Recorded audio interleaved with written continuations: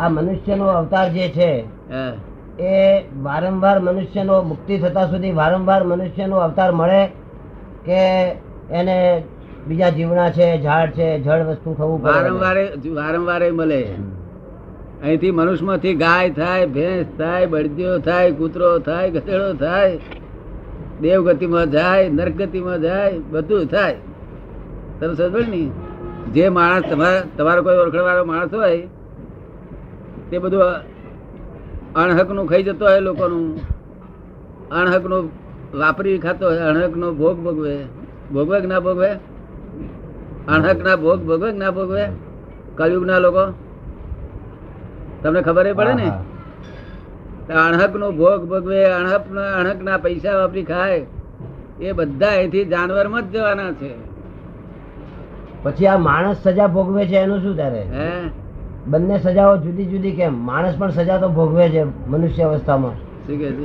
એ કે છે મનુષ્ય અવસ્થામાં માણસ પણ સજા તો ભોગવે છે ને, કે છે સજા. આ કોઈ ગરીબ રહે છે, કોઈ દુખી રહે છે, ધન હોવા છતાં પણ એની ચિંતા રહ્યા કરે છે. એ તો પૂર્વ ભાવ ના ફળ છે.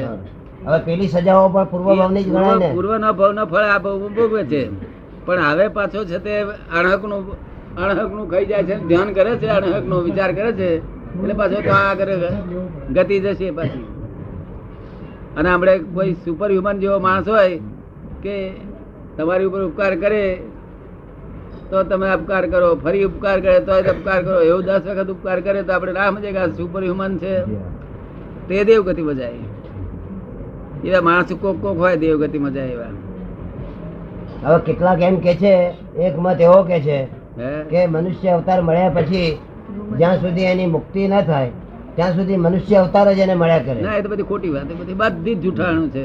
ખબર ને, જેવા કર્મ કરે ને તેવા અહીંથી મનુષ્યમાંથી જ જાય છે, બીજે કોઈ જગ્યાએ જતા નથી.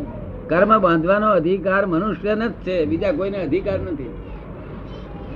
અને જેને બાંધવાનો અધિકાર છે એને ચારેય ગતિમાં રખડવું પડે છે. તમે સમજ પડે ને? એ તો એવું કે છે કે મનુષ્યમાંથી એમ નહીં, એ કે છે ઘઉં ને પેટે ઘઉં જ થાય, કે છે ઘઉં વાઈએ તો.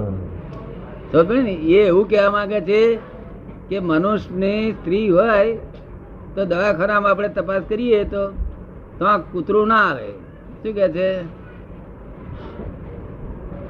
તમને સમજાયું શું કહેવા માંગો છો? ત્યાં કૂતરું આવે? એનું નામ મનુષ્યમાંથી ઘઉંમાંથી ઘઉં. પણ મનુષ્યના જેટલા વિચારો ભર્યા, જેવા વિચાર કરે છે ને તેવી એની ગતિ થાય છે. પાર્શ્વી વિચારો કરે તો પાર્શ્વીમાં, દૈવી વિચારો કરે તો દેવગતિમાં, રાક્ષસી વિચાર કરે. રાક્ષસી વિચાર એટલે શું?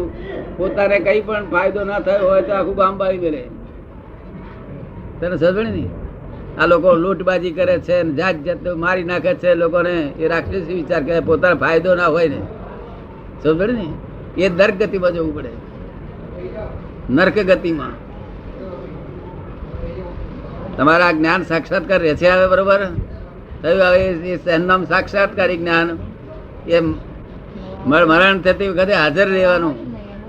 આ જ્ઞાન હાજર રહે એટલે 1-2 અવતાર બાકી રહ્યા. સમજ પડે ને?